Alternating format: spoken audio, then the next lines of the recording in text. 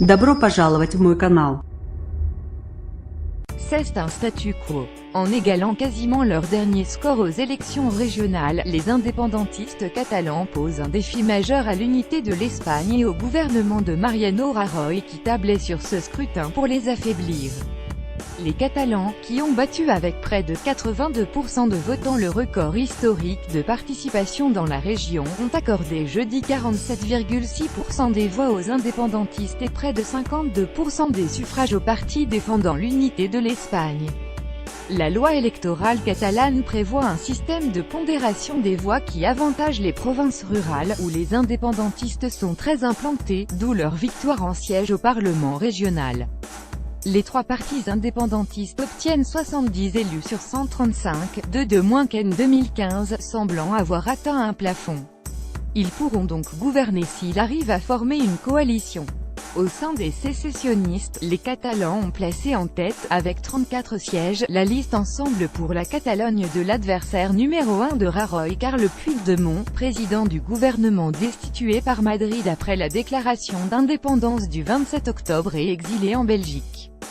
Après le référendum d'autodétermination interdit du 1er octobre, émaillé de violences policières, puis la proclamation de cette république catalane, restée sans effet, la région avait été mise sous tutelle et le Parlement dissous en vue de nouvelles élections.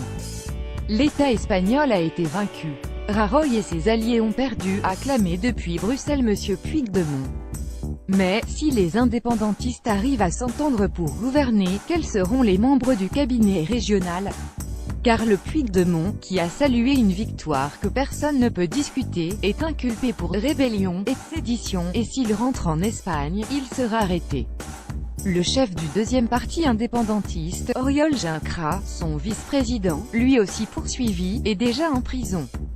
Carles Puigdemont avait déclaré le 12 décembre qu'il reviendrait en Espagne s'il pouvait être investi président.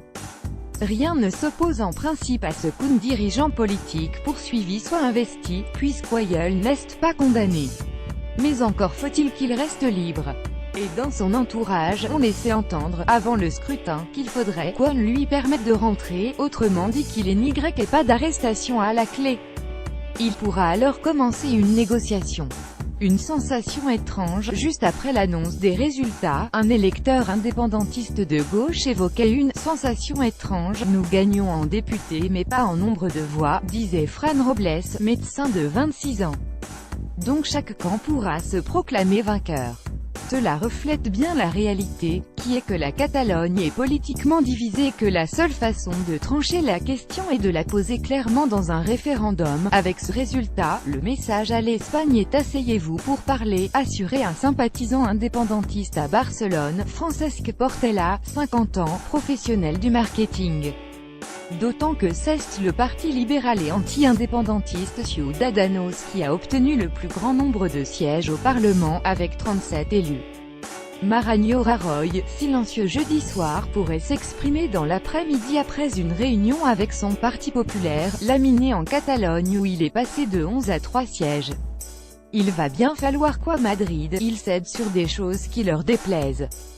Cette soirée dialoguée, a dit aussi à l'AFP le sociologue Narciso Michavilla, dirigeant d'un institut de sondage à Madrid. Mais les Catalans partisans de l'Espagne, aussi, veulent être pris en compte. Un casse-tête en perspective pour le chef du gouvernement